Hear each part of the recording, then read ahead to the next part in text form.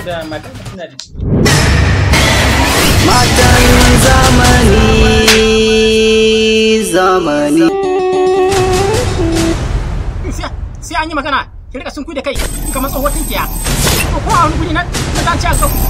Ina ran da Allah sai na yake shi. Shakiya. Matan zamani. Kuka ga yana ya raina mana rufa. Wai waye? Matan zamani. Kike so ka faɗa min kenan? Aure zan ƙara. Aure?